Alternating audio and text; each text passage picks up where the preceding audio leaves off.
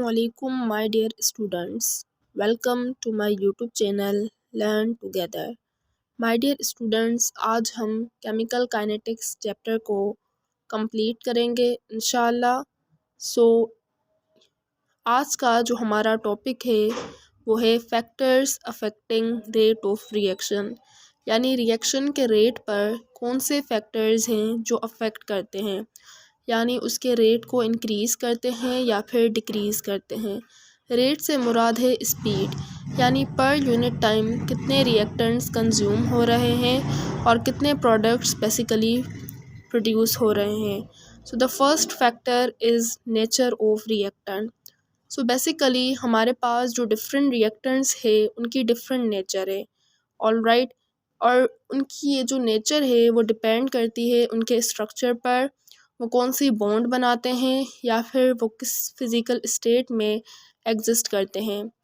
सो अब हम देखते हैं कुछ एग्जांपल्स, जैसे कि जब हम सोडियम और आयरन इन दोनों को एयर में एक्सपोज करवाएंगे तो हम ये ऑब्ज़र्व करेंगे कि सोडियम बेसिकली रैपिडली ऑक्सीडाइज हो रहा है as compare to iron.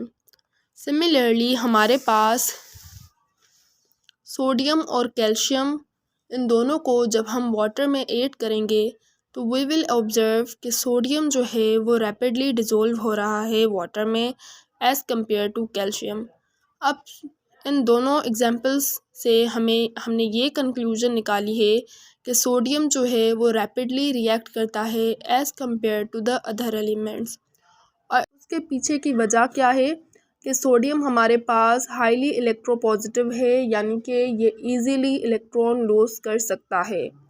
All right, सो आपने ये याद रखना है कि वो सब्सटेंसेस जो आयोनिक बॉन्ड बनाते हैं, आयोनिक बॉन्ड में क्या होता है, बेसिकली आपने ये याद रखना है कि वो सब्सटेंसेस जो आयोनिक बॉन्ड बनाते हैं, ionic bond basically electron loss करने से या फिर इलेक्ट्रॉन गेन करने से बनता है। तो वो सब्सटेंसेस जो आयोनिक बॉन्ड बनाते हैं वो ज़्यादा रैपिडली रिएक्ट कर सकते हैं एज़ कम्पेयर टू दोज जो कोवेलेंट बॉन्ड बनाते हैं। ऑल राइट, हमारे पास जो नेक्स्ट फैक्टर है is concentration. As we already know कि according to law of mass action, reaction rate is directly proportional to concentration of reactant, यानी जब हम रिएक्टेंट की कंसंट्रेशन इंक्रीज़ करेंगे तो हमारे पास रेट ऑफ रिएक्शन भी इंक्रीज़ होगा। अब हमारे पास नेक्स्ट फैक्टर है रेडिएशन। सो जो भी हमारे पास ज़ीरो ऑर्डर रिएक्शंस हैं बेसिकली वो in the presence of sunlight में होते हैं, यानी कि photochemical reactions are zero order reactions. जब हम उस लाइट की इंटेंसिटी को इंक्रीज़ करेंगे तो हमारे पास रेट ऑफ रिएक्शन भी इंक्रीज़ होगा। All right, so speed of zero order reactions, photochemical reactions can be increased by increasing intensity of radiation. अब हमारे पास है सरफेस एरिया। तो जितना ज़्यादा सरफेस एरिया होगा रिएक्शन उतना जल्दी होगा, यानी कि rate of reaction is directly proportional to surface area. Greater the surface area greater will be rate of reaction. आपने ये याद रखना है कि powder has greater surface area than chips और chunks. This is very important point.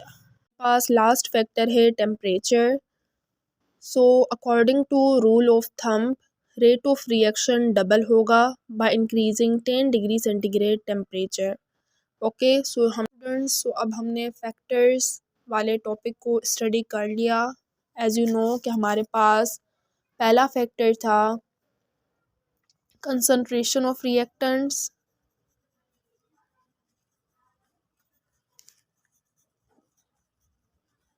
So rate of reaction is directly proportional to concentration of reaction.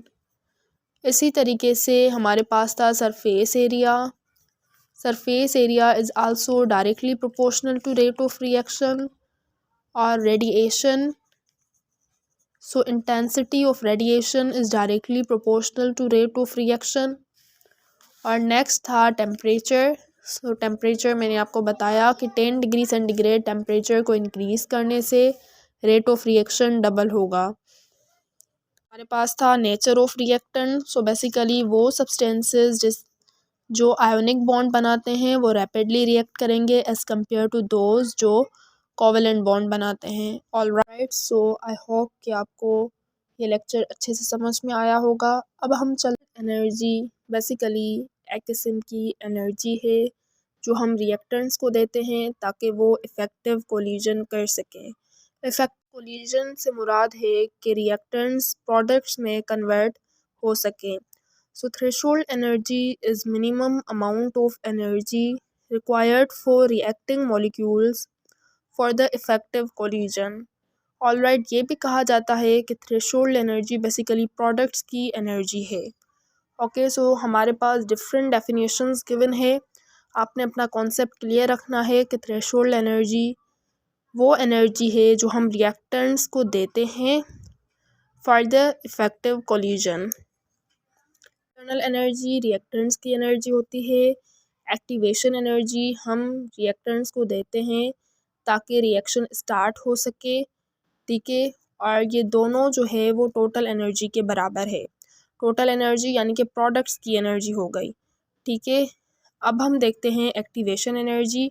So activation energy ऐसी energy है जो हम रिएक्टेंट्स को देते हैं टू स्टार्ट अ रिएक्शन, ठीक है, या फिर रिएक्टेंट्स कन्वर्ट हो एक्टिवेटेड कॉम्प्लेक्स में, ठीक है, यानी वो एक्टिव हो चुके हैं, अब रिएक्शन स्टार्ट होगा। आयोनिक रिएक्शंस फास्ट होते हैं, उन्हें थोड़ी सी एक्टिवेशन एनर्जी देनी पड़ती है। एक्टिवेशन एनर्जी हम स्टार्टिंग में देते हैं ताकि रिएक्शन स्टार्ट हो सके और हमारे पास रिएक्टेंट एक्टिवेटेड कॉम्प्लेक्स में कन्वर्ट हो जाए। ऑलराइट, और कोवेलेंट रिएक्शन स्लो होते हैं तो हमें इनके लिए बहुत ज़्यादा एक्टिवेशन एनर्जी की ज़रूरत है। अच्छा, ये याद रखना है कि जो कैटलिस्ट होता है वो एक्टिवेशन एनर्जी को डिक्रीज़ करेगा। स्टूडेंट्स, अब हम चलते हैं नेक्स्ट टॉपिक की तरफ which is catalyst. So catalyst वो सब्सटेंस है जो रेट ऑफ रिएक्शन को अल्टर करेगा, मींस इंक्रीज़ करेगा या फिर डिक्रीज़ करेगा। अगर इंक्रीज़ करेगा तो वो हमारे पास पॉजिटिव कैटलिस्ट है और अगर डिक्रीज़ करेगा तो नेगेटिव, ठीक है। अच्छा, कैटलिस्ट इट्सेल्फ उसमें कोई चेंजिंग नहीं आएगी। So substance that alter rate of reaction without undergoing in its chemical change is called catalyst and process is called catalysis. अच्छा, कैटलिस्ट जो है वो हम अगेन एंड अगेन यूज़ कर सकते हैं। So catalyst can be separated after the completion of reaction, hence it can be used again and again. और catalyst क्या करता है, एक्टिवेशन एनर्जी को डिक्रीज़ करता है, ठीक है, यानी कि रिएक्शन को स्पीड अप करता है। अब हमारे पास है positive catalyst. So positive catalyst rate of reaction को इंक्रीज़ करेगा by decreasing the activation energy, और नेगेटिव कैटलिस्ट या फिर इनहिबिटर रेट ऑफ रिएक्शन को डिक्रीज़ करेगा। अब हमारे पास कुछ एग्जांपल्स है, जैसे कि हमारे पास है हेबर प्रोसेस जिसमें अमोनिया की फॉर्मेशन होती है। ऑलराइट, हेबर प्रोसेस में जो कैटलिस्ट यूज़ होगा वो होगा पॉजिटिव, यानी रेट ऑफ रिएक्शन को इंक्रीज़ करेगा, और उस कैटलिस्ट का नेम है आयरन, ठीक है। नेक्स्ट, कॉन्टैक्ट प्रोसेस जहाँ पर सल्फ्यूरिक एसिड बनता है, ठीक है, वहाँ पर भी पॉजिटिव कैटलिस्ट यूज़ होगा और वो है वैनेडियम पेंटाऑक्साइड। उसके बाद डिकम्पोजिशन ऑफ पोटेशियम क्लोरेट में पॉजिटिव कैटलिस्ट यूज़ होगा which is manganese dioxide. Then decomposition of hydrogen peroxide में हमारे पास ग्लिसरीन यूज़ होगा जो नेगेटिव कैटलिस्ट है, ठीक है। उसके बाद ऑक्सीडेशन ऑफ क्लोरोफॉर्म में 2% इथाइल अल्कोहल यूज़ होगा which is also a negative catalyst. Then आपने ये भी याद रखना है कि डिकम्पोजिशन ऑफ लॉफिंग गैस, जब हम लॉफिंग गैस नाइट्रस ऑक्साइड की बेसिकली डिकम्पोजिशन करेंगे तो वहाँ पर पॉजिटिव कैटलिस्ट यूज़ होगा and the name of catalyst is traces of chlorine. हमारे पास MTK 2024 में ये MCQs आया है जो बेसिकली डाउ ने ली थी कि डिकम्पोजिशन ऑफ हाइड्रोजन परऑक्साइड में कौन सा कैटलिस्ट यूज़ होता है, basically negative catalyst, and the name of catalyst is glycerine. पास है होमोजीनियस कैटलिस्ट कि जब कैटलिस्ट और रिएक्टेंट दोनों सेम फिज़िकल स्टेट में होंगे तो ऐसे कैटलिस्ट को हम कहेंगे होमोजीनियस कैटलिस्ट। और जब कैटलिस्ट और रिएक्टेंट डिफरेंट फिज़िकल स्टेट में होंगे तो ऐसे कैटलिस्ट को हेट्रोजीनियस कैटलिस्ट। अब हमारे पास है एसिड बेस कैटालाइसिस कि वो रिएक्शन जो कैटालाइटिकली होंगे इन द प्रेजेंस ऑफ हाइड्रोजन और हाइड्रोक्साइड आयन, तो ऐसे प्रोसेस को हम कहेंगे एसिड बेस कैटालाइसिस। ऑलराइट, अब इस रिएक्शन में रिएक्टेंट और कैटलिस्ट दोनों सेम फेज़ में हैं, ठीक है, दोनों जो है वो एक्वस फेज़ में हैं। ऑलराइट, आपने ये भी पढ़ा होगा कि ईस्टरिफिकेशन हम किसे कहते हैं। वो ऐसा प्रोसेस है जिसमें ईस्टर बनता है from the carboxylic acid and alcohol. यहाँ पर काम की बात यह है कि होमोजीनियस कैटलिस्ट किसे कहते हैं, जब कैटलिस्ट और रिएक्टेंट सेम फिज़िकल स्टेट में होंगे। एसिड बेस कैटालाइसिस वो रिएक्शन जो in the presence of hydrogen और हाइड्रोक्साइड आयन में होंगे। ऑलराइट, ऑटो कैटालाइसिस जब कोई प्रोडक्ट इटसेल्फ एक्ट करे as a catalyst. Alright, so auto catalysis one of the products itself serve as catalyst. Heterogeneous catalyst के catalyst exist in different physical state than reactant. यहाँ पर reactant और catalyst दोनों different physical state में exist करेंगे, ठीक है। अच्छा, ये एक कॉन्टैक्ट प्रोसेस है जहाँ पर हमारे पास क्या बनता है, सल्फ्यूरिक एसिड। इसमें कैटलिस्ट कौन सा यूज़ होगा, वैनेडियम पेंटाऑक्साइड जो पॉजिटिव कैटलिस्ट है। ऑलराइट, और ये हैबर प्रोसेस है जहाँ पर अमोनिया की फॉर्मेशन होती है और यहाँ पर आयरन यूज़ होता है एज अ कैटलिस्ट, और ये भी पॉजिटिव कैटलिस्ट है, ठीक है। अच्छा, यहाँ पर क्या याद रखना है आपने कि हेट्रोजीनियस कैटलिस्ट किसे कहते हैं, जब कैटलिस्ट और रिएक्टेंट डिफरेंट फिजिकल स्टेट में हो। होमोजीनियस जब दोनों सेम फिजिकल स्टेट में हो। एसिड बेस कैटालाइसिस जब रिएक्शन होगा in the presence of hydrogen और हाइड्रोक्साइड आयन। ऑटो कैटालाइसिस जब कोई प्रोडक्ट इटसेल्फ एक्ट करेगा एज अ कैटलिस्ट। इस चैप्टर का लास्ट टॉपिक है which is enzymes. So as you know enzymes जो है वो प्रोटीन है इन नेचर, ठीक है, और ये एक कैटलिस्ट है, यानी इंक्रीज़ करते हैं रेट ऑफ रिएक्शन को।